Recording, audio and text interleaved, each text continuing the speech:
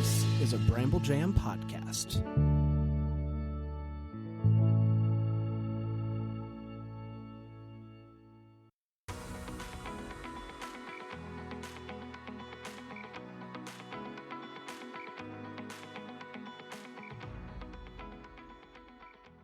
Welcome to Girls Gone Hallmark, a Hallmark review podcast. I'm Megan, and I'm a longtime Hallmark fan. I'm Wendy. I'm a former Hallmark hater. Today, we are starting a brand new series called First Impressions, where we review the pilot episodes of the series currently streaming on Hallmark Plus. We're watching it, so you don't have to, but maybe you should. Let's find out. Before we hop into our thoughts on our first impressions, which is Good Witch, notably different from The Good Witch. We'll talk about it. Follow us on Instagram, where we are Girls Gone Hallmark. Hey, we have a great Facebook group. We would love for you to join Girls Gone Hallmark in Facebook groups. And you can always email us your thoughts, your opinions. Your words might be read on a future mailbag episode. We are girlsgonehallmark@gmail.com. Email us anything. We love to hear from you. Those mailbag episodes are among my favorites to record. Let's talk Good Witch. In my mind, I didn't realize. So Good Witch is a series that ran for 7 seasons on Hallmark, 2015 to 2021. However, preceding the episodic series, they had 7 movies that were all The Good Witch. So perhaps they dropped the to make the series distinguishable from the movies. Yeah, do you know why? I don't. That's my only guess. So Megan texted me and she's like, hey, just FYI, there's 7 movies before the episodes start. Very similar to not totally similar, but similar to Signed, Sealed, Delivered when we did that. Yeah. Like weird movies and then episodes and then movies again. So when she was trying to tell me like, oh, those are called The Good Witch and the episodes are just called Good Witch, I'm like, what? Why would they change the name? That's so interesting. Yeah, I think it's got to be just to distinguish the two. Like The Good Witch are the movies, and then Good Witch is the series. But I did in my research, because you said there's 7 movies that came out before the 7 seasons. Lots of 7s here, guys. There was also 5 additional movies during the 7-year run. So are those movies, I'm going to Google right now, are those just called Good Witch? Whatever?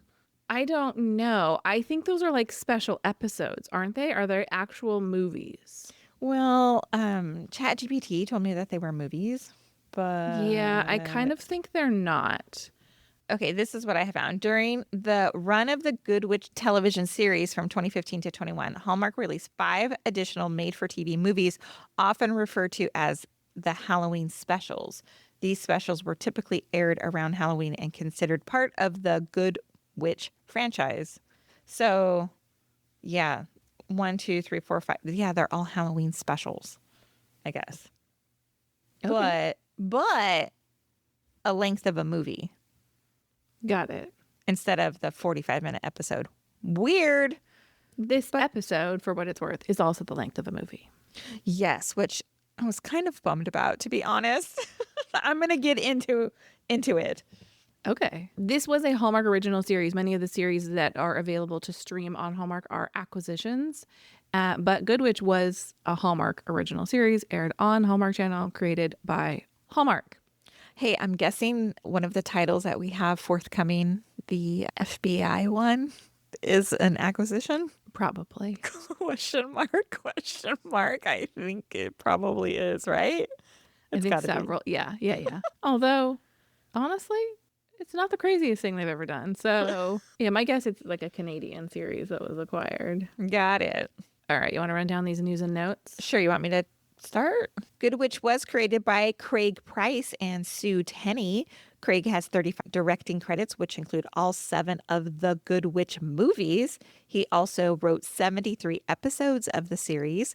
Sue Tenney is no stranger to Hallmark and Hallmark-like series. She has been an executive producer on series like Seventh Heaven, Cedar Cove, and Virgin River. She was also a writer on all of those series and is credited with 67 episodes of Good Witch. That's a lot of work. A lot of work. Catherine Bell plays Cassie Nightingale, Good Witch herself. Cassie has been in several long-running series like Army Wives and Jag, as well as movies like Bruce and Evan Almighty. Her most recent Hallmark appearances were on Christmas on Cherry Lane and Happy Holidays from Cherry Lane. James Denton joins the Good Witch cast as Dr. Sam Radford. Prior to this series, he was best known for his role as Mike Delfino on Desperate Housewives. He has gone on to become a staple on Hallmark, appearing in 2 Cherry Lane movies, The Real West and A Kiss Before Christmas. Bailey Madison plays Grace Russell. Bailey has 58 acting credits and appeared on The Fosters, as well as Pretty Little Liars Original Sin. Hey, FYI, Pretty Little Liars Original Sin is very scary. Oh, okay. Then I It's- won't watch it. Yeah, don't. I would definitely not watch it. The bad guy has like a bag over his head, like a wheat bag or like a corn bag. You know what I'm talking about? Like those a burlap sack? Yes, those are the words I was looking for. Yes. Wow. Terrifying. It's on HBO Max. It's like a spin-off from like the original Pretty Little Liars. Mm-hmm. But it's far scarier considering it's on like a cable channel like that. Yeah. Or a You can get away streamer. with more than the CW. Yeah, very scary. And when I saw that she was in this movie, I was like, what? That's the girl from Pretty Little Liars. So I was excited to see her in the series. All right, moving on. Peter MacNeil plays George. Peter has a whopping 214 acting credits and was recently seen in a 90s Christmas as well as the CW series Sullivan's Crossing.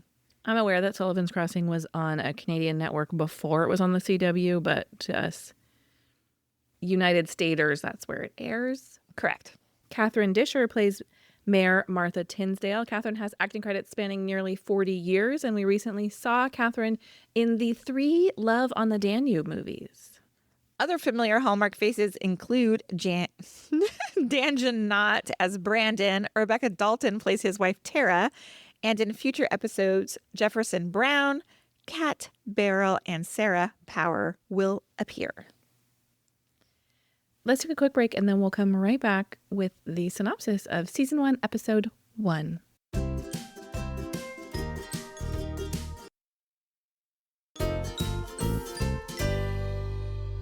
All right, let's hear a synopsis for Season 1, Episode 1 of Good Witch. What's funny is our notes say brief synopsis, and this is not one. So tap through if you don't want to hear it. This is Hallmark's very lengthy synopsis. They're setting the scene. Cassie Nightingale is back as Middleton's favorite enchantress. You guys, so many times I've had to say it. And this time she's joined by her teenage daughter, Grace, who shares the same special intuition as her mom. When handsome Dr. Sam Radford and his teenage son move to next door to the Gray house, they are immediately spellbound by the mother-daughter duo next door. When Cassie tries to welcome them with her special magic touch, Sam and Cassie quickly find that they may not see eye to eye. Then, as Cassie and her family are reeling from a devastating loss, her son Brandon has a shocking surprise announcement about his future that will cause emotions to run high. With her signature charm, Cassie attempts to bring everyone together in time for a powerful event, ensuring all of Middleton is in for the new changes, big surprises, and of course, a little bit of magic. Woof. So here's something interesting. Bailey Madison, when it says joined by her teenage daughter Grace, it didn't occur to me that Bailey is not in the Good Witch movies. Yeah, I have some information about that. Okay. Was there a Grace? No, there wasn't. Apparently, she was like referenced. Grace is the Lily baby. Faye Mowbray. What? There was a Grace in the last movie, played by actress Lily Faye Mowbray. Grace. Oh, well, okay. From what I learned, now I'm sure, big Good Witch fans are probably yelling at us, but this is what I learned. So Grace is the baby of Cassie and her now departed husband. Yes. And the 2 older children, Brandon and what's the sister's Lori. name? They are the children of Cassie's departed husband. Yes. Those are not her kids. Correct. And so what I read is in the movies, predating the episodes, Grace was like a baby. She was like not like a walking, talking character. Yeah, she came on in the episodes as like emerged as a full character, apparently. Got it. Got it? Yes. Got it. Makes perfect sense. All right. So Girls Gone Hallmark listeners may notice a slight departure. We do have a little bit of a format change because these episodes are different than a movie. So we're going to start with our first take, which is just our thoughts, kind of what we thought about this pilot episode, its plot, the people we meet, etc. So as we've said many times in this episode, we're starting a series based on pre-existing characters. However, I think they tried really hard to make it a standalone series. Like, you did not need to watch 7 movies in order to come into this series with an understanding of who these people are. And there's a lot of backstory, and obviously we can't get all of it in this episode, but I personally think that they did a great job of allowing for new viewers to join the show and meet the characters and settle in and understand what's going on here and where we're going. I think the addition of James Denton and Bailey Madison, but I, in my mind, kind of assumed she was part of the previous cast.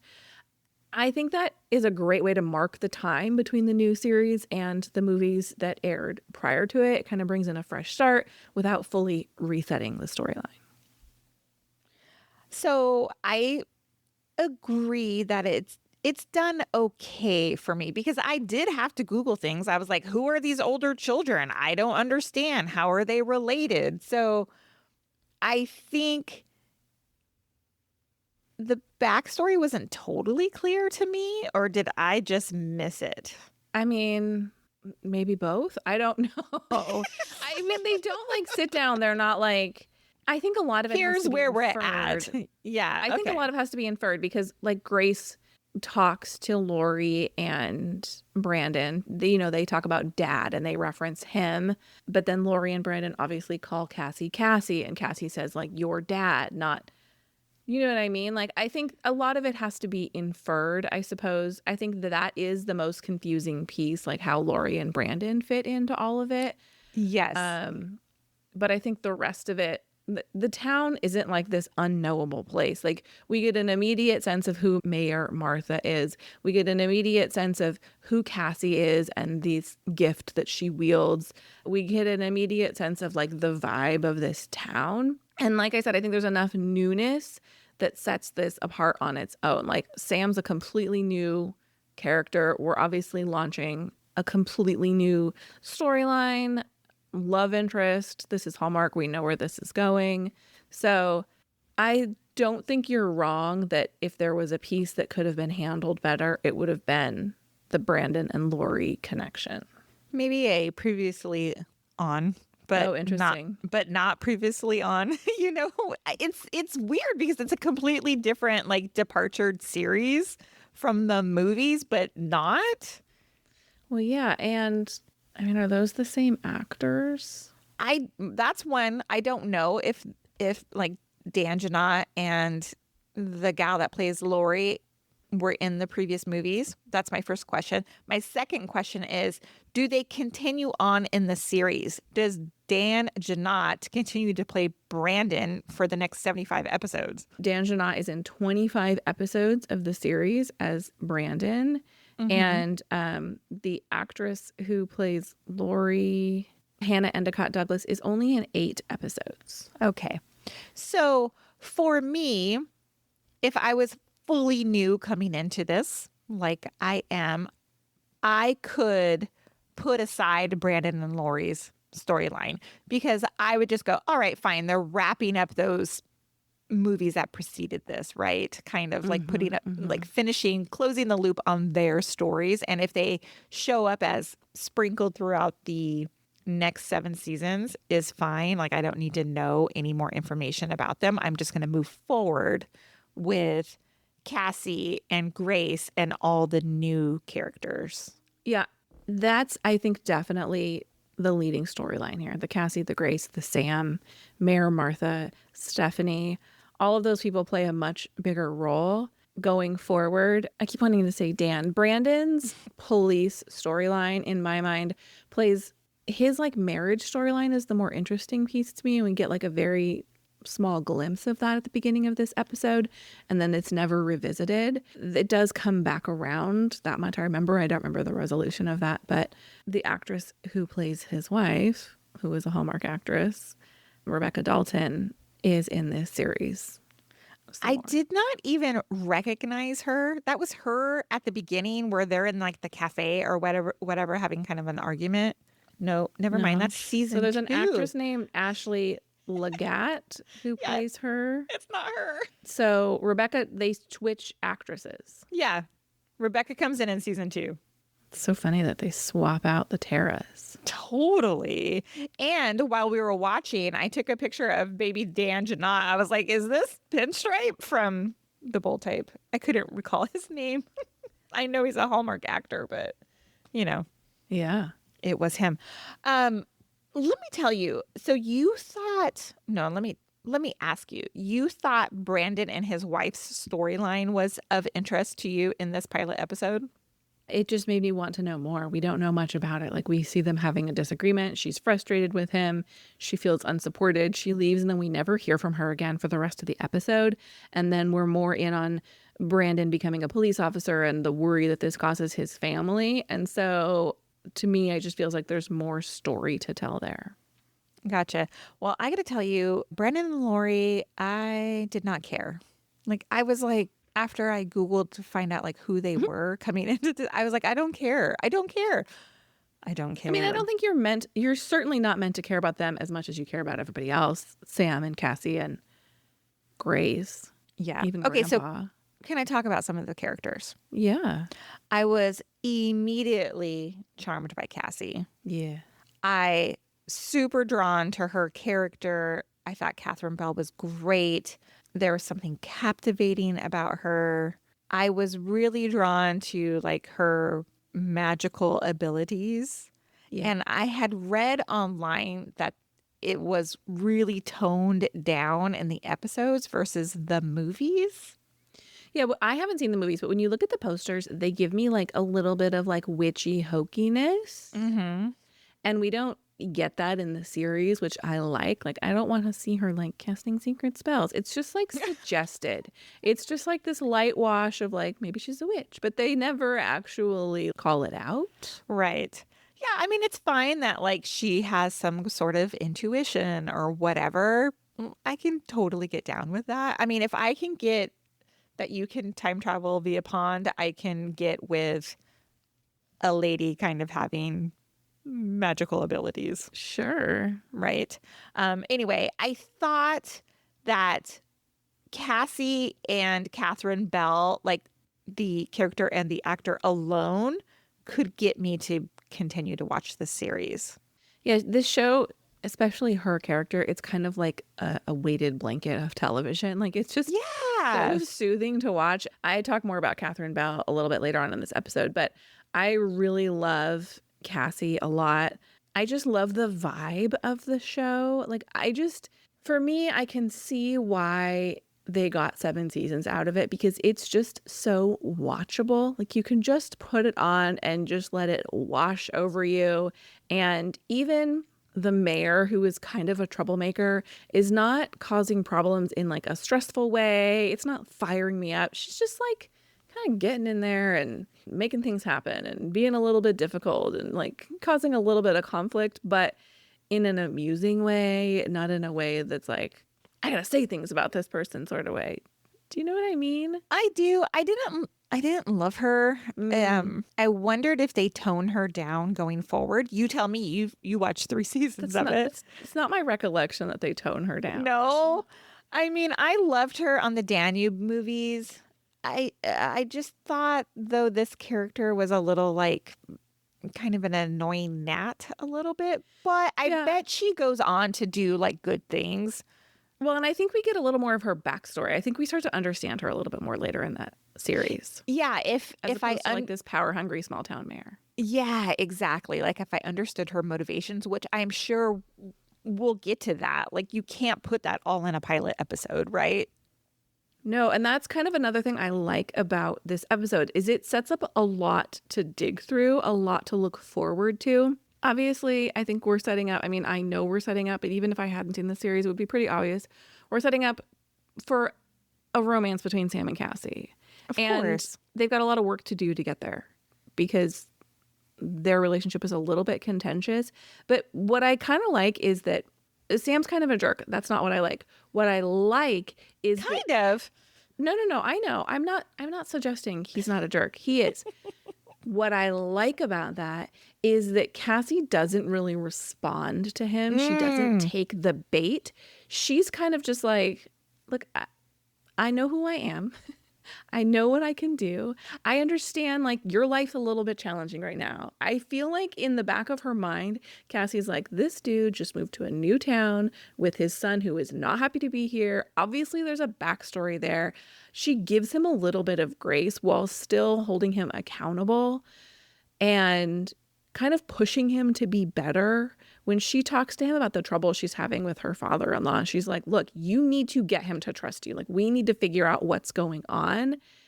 I feel like she's pushing him to be the person the town needs him to be. And I like that she's the bigger person. We don't see that a lot in these Hallmark movies where we get some contention. We've seen a lot of like bitchy women. Yeah. And I think it's a little bit of a reverse here. And she takes the high road, and I like that. Yeah, I wish I could be more like Cassie. Yeah, no, me, I'm not. I'd be like, screw you. Yeah. I'm not poisoning people with my herbs. Get the hell out of here. What do you know? Yeah, I didn't love Dr. Sam. I just kind of thought, like, what a jerk. Like, he's so smug. I just, look, I get it. The show went on for 7 seasons. I'm sure they probably end up married. In fact, I think I know they get married at some point, right? Mm-hmm. I mean, it doesn't go on forever. I'm glad. I wonder, do you know what season they get married in? Because I don't know how many seasons I could take of them, like, being contentious with each other. No, I don't think the contentiousness lasts long. Okay, good. I loved Teenage Grace. Yeah. I loved her vibe. I liked that she was smart. I like that she inherited Cassie's intuition. Plus, I was super into her high school storyline. It was like this stuff that was happening at school and with her friends. Like, I was drawn to that as much as I was drawn to Cassie and her job and her whatever. She kind of is like a little bit Rory Gilmore to me. Oh, totally. Like, she's like the Hallmark Rory Gilmore. Just I like, think so too. she's so smart. She's almost, they're not like Rory and Lorelai because I feel like Cassie has her shit together more than Lorelai does. Mm-hmm. But she's just like kind of above all of the high school shenanigans while still forcibly being in it. But speaking of things that this show sets up that I like, which I was talking about and talking about Grace, like, there's a lot to deal with her. Like, we got the Grace and Nick, we got Grace and her best dude friend whose name I don't remember at all. Like, he does not like that Grace and Nick are becoming friends. Yeah, that's like soapiness I'm into. Yes, like that's like high school drama light. I love it. I also love that we have like, it's like dual love triangles because Stephanie is clearly all in on Dr. Sam too. I like Stephanie a lot. She's just so fun. I agree. Okay, I have a question, and it's gonna come later. It's later in my notes, but I'm going to ask it now. Yeah. Am I misreading the vibes between Grace and Nick? In what way? Well, to me, it seems potentially romantic, but if their parents end up married, then they become step siblings. What's happening here? Yeah, I hear you. I couldn't remember what happened. And I just Googled it.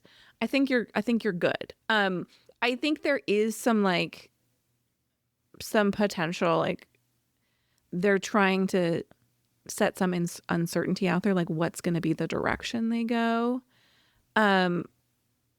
But I think knowing what we can assume about Cassie and Sam, we're safe. Like, they're just going to be friends.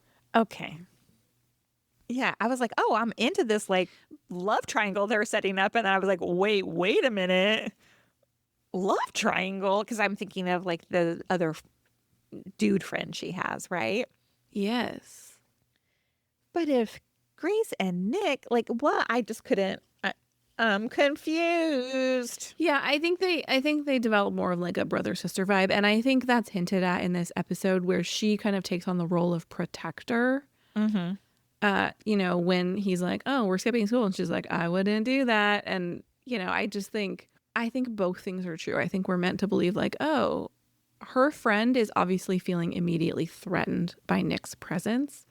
And I don't think he's feeling threatened by him being another friend of hers. Agree. Exactly. I have a couple more things. Yeah. I'm into the town of Middleton. We talked about Rory and Lorelai a few minutes ago. This does give like a Hallmark version of Stars Hollow to me. Yeah. Not like quirky character. Well, kind of quirky characters, I guess, with the mayor and Stephanie and like yeah, for sure. But like we have like Cassie's bookstore, and then we have the doctor's office, and we have like the high school. It's all these like familiar landmarks that I could see becoming like welcoming visuals. Yes. Well, and when Sarah Power joins the show, she opens like a flower store / chocolate shop. Oh, see? So that's like really hitting those vibes as well. Yeah, I loved it. One final thing, you talked about the pilot having, you thought it set it up well, like a lot of stories that we could like dig into as the series goes on. I agree with you. And this is sometimes where pilots like go sideways for me when there's too much, because we know they have to set up all this stuff so you will continue to come back. But when there's too much, I kind of like tapped out. It's similar to when I watch a Hallmark movie where there's like too many storylines, too many people, too many actors, and I just kind of have to like focus on like the main characters. That's the feeling I was feeling while watching this. It was like a lot of subplots. Yeah, I feel like they felt like they needed to really wrap up the Jake storyline in this episode while also introducing those two characters. And perhaps all the Jake stuff could have been episode 2, right? Like they could have mildly referenced him while we're meeting Sam. But like I can understand their motivation to getting that memorial done. Like the actor has left the series. They need to put a button on it. So they do this like mega movie length episode, like double episode, basically. There was a lot absolutely happening. Question for you. Do you know why the original actor left the episode or left the series? It was by choice. He was either doing something else or wanted to leave. Okay. But my understanding is like they were leaving of their own volition. So the series or the franchise or whatever had enough like fan following that they're like, okay, let's pivot to these episodes then with a certainly must have brand new storyline. Very, very interesting and risky. Yeah, interesting. All right. Anything else? That's all I got for my first takes. All right. So we're going to talk, is it giving Hallmark, the Hallmark test? Because some of these are Hallmark and some of them are not. And for me, this feels classically Hallmark. Oh, interesting. The drama is very mild. Meddling mayor, kid rebelling against his parent by skipping school, mild contention between our future love interests. Like it's all very surface drama, but it's also like we know we have a love story. We know we have a happily ever after.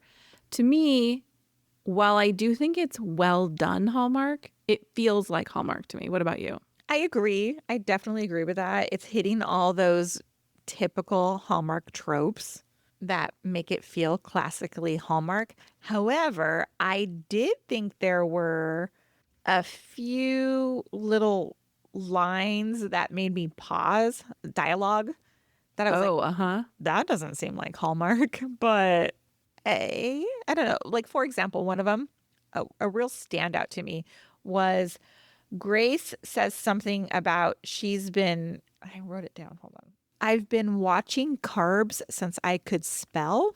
She says, I haven't had a carb since I could spell. Oh, that's what it is. is. Her line. Yeah. So you bumped on it too, right? Yes, I wrote it down. Where is my... Oh, I haven't had a carb since I learned how to spell. I actually wrote ick. I don't like that.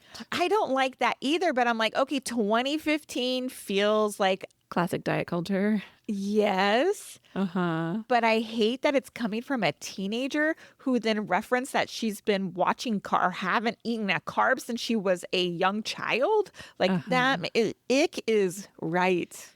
Yeah, especially in this moment where she's like trying to figure out like her outfit, if she's got the right look, and then she basically references her weight in a roundabout way, and I was like, ugh, that comment did not age well, and I do not like it. It very much stood out. Yes, but does not seem like Hallmark either, right? Yeah, I think you're right. I mean, Sam says like, I love stress, I thrive on it. You know, some of these like moments feel like Sam has some great lines. He does. Please tell me. I want you to say the next line. Oh, well, I don't know if it's the same, but when he says to his son, I'm going to explain the difference between a want and a need, and it's going to blow your mind. Yes.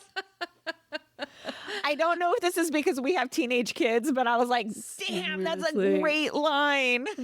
Yeah. And we didn't talk about this, but I also like, that's a whole other unexplored storyline. Like, why did Sam, we know why they had to move, but like, where's Nick's mom? Why does Sam have full custody? What's the backstory there? What's going on? All of this. Does it come later? Yes. Okay. Because truly, as I'm watching I don't remember it, but yes.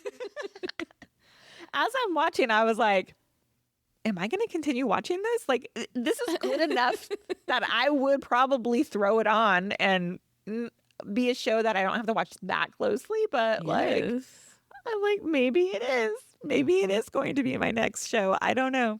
All right, let's talk the cast, some standout characters. Okay. We talked about Cassie.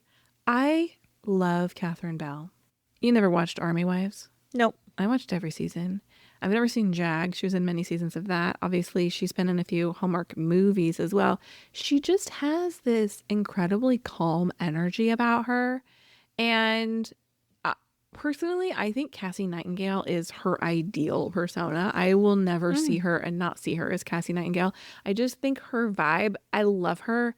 If she were my mom, like the vibe that she brings, she just seems to have it all together as mom, as stepmom, as this town matriarch kind of that everybody turns to for advice and support. I love Catherine Bell a lot. Yeah, her character feels aspirational, right? Yeah. Yeah, that's why I feel so connected to it. I'm like, oh, I love what she's putting out there and I want to be her. That is truly why I think I would tune back in and watch the show again, because I'm so drawn to the character. Cassie. Yeah, more Cassie. Mm-hmm. Yeah. Speaking of Cassie and Dr. Sam and chemistry, like, okay, fine, he's a grump and there's some contention between the two of them, but it was flirty from go, right? Like it felt fireworky to me. Yes, I agree. So I was pleased with that. I mean, I guess it's going to be a slow burn, but like instantly I was like, okay, they're popping off together, you know? I fully agree. I think they're well matched. And I think there's a reason why they're in those Cherry Lane movies together. See, I didn't even realize that. I remember him, you know, I always get him confused with the other actor that really looks like him. There's another James. We always do this. Yes. Isn't it? Yeah, he was in another movie with Terry Hatcher. Yes. I'm looking up Terry Hatcher's IMDb. I'm going to reverse engineer this. They were in Midlove Crisis together. Tupper? Here we go. Yes. Oh my gosh. Tupper? James Tupper. Yeah. I get them confused. Although, this photo he has on IMDb is a younger James Tupper. Okay. Yeah, and they have a similar vibe. But yes, I think the fact that they went on to play a couple in another series of movies speaks speaks to their chemistry. Totally. Well, and I loved James Denton in that Western movie with Kim Sested, The Real West. I mean, that's like a perfect role for him too. That was a great, this kind of like suntanned cowboy was so good. I wish they would make episodes of that movie. Yeah, I enjoy him as an actor, I think. I totally agree with you. However, this doctor character, I hope he changes because I just was kind of turned off with what a jerk he was. Yeah, that's not his vibe throughout the series for sure. Okay, good to know. He's just pushing back on it all. He got baited and switched coming to small town by Mayor Martha. Oh yeah, he was real disappointed with his office space. Yes, and all the things that he was promised by her. I know. She oversold the position, and now he's got this teenager at home who's pissing him off. Just got a short fuse because of it. Yeah, I mean, I guess I can relate. I know you're not super excited about the character of Brandon, but I got to say I am happy to have Baby Pinstripe in this series, that familiar face. I don't remember Jefferson Brown joining the series, but evidently he does. I'm excited to see his recurring character. Oh, so wait, you're going to continue to watch it? I mean, I've seen like so many seasons. I don't know. Who knows what I'm going to do? Who knows what I'm going to do? I'm not opposed to continuing to watch it.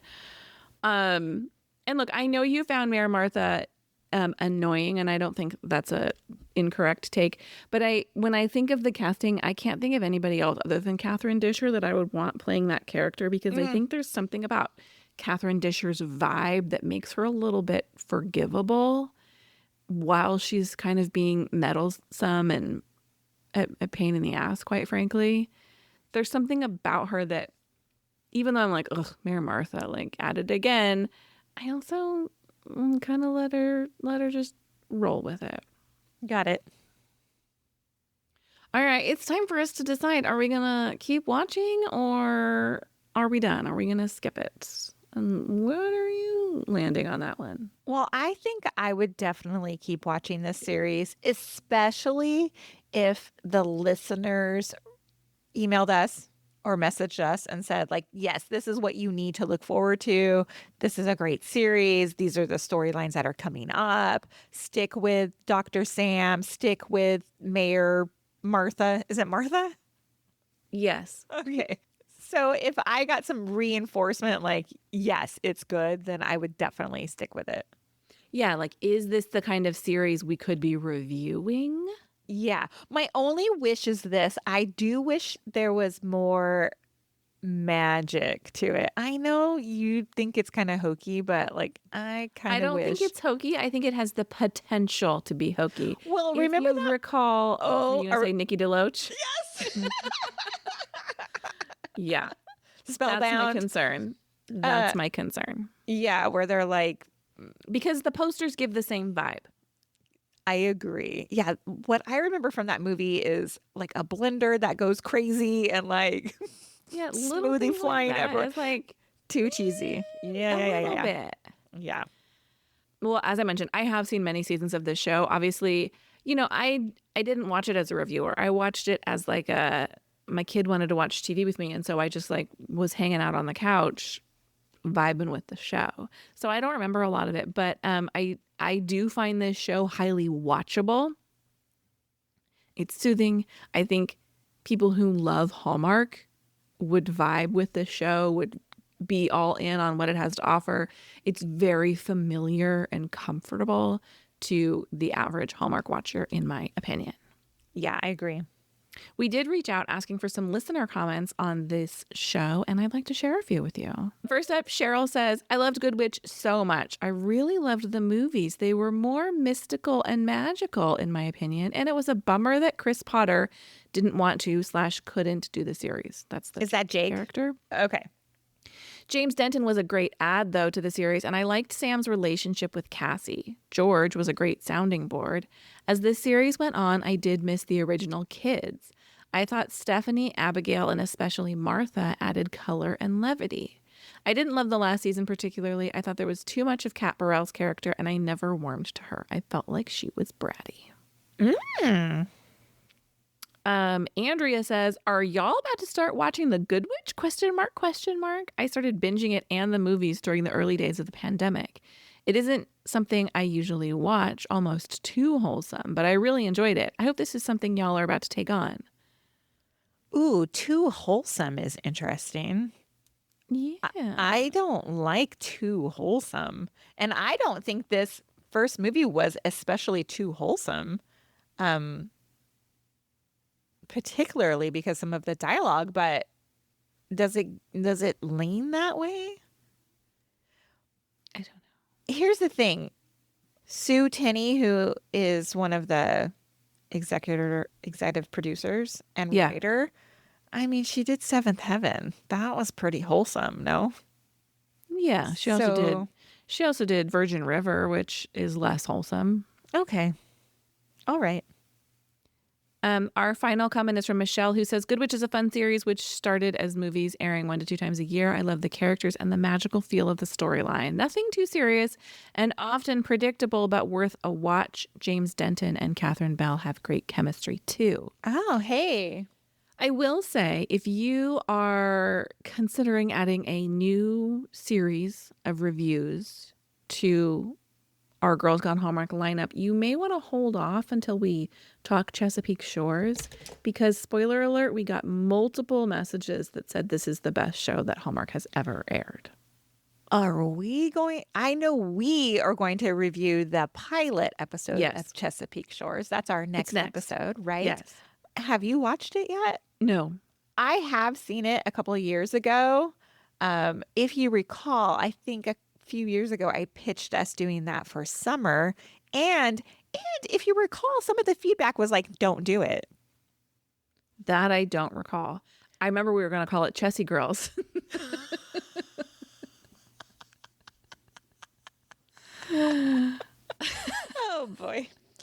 Chelsea Girls. Yeah. Guys, are you into that? Email us. I mean, can we just have like a spinoff of a spinoff of a spinoff of Girls Gone Hallmark? I mean, why not? Why not? I'm excited for Chesapeake Shores because I did watch the first couple of episodes and really enjoyed it. So I'm excited to talk about that next. Well, now y'all know what's coming next week. We would love for you to send us your thoughts on Good Witch, on this First Impressions series, on Chesapeake Shores. Email us, girlsgonehallmark@gmail.com. Thank you for listening to this episode of Girls Gone Hallmark, a Bramble Jam podcast. That's it for our first impression. Now go form your own. We'll see you next time. Goodbye. Bye.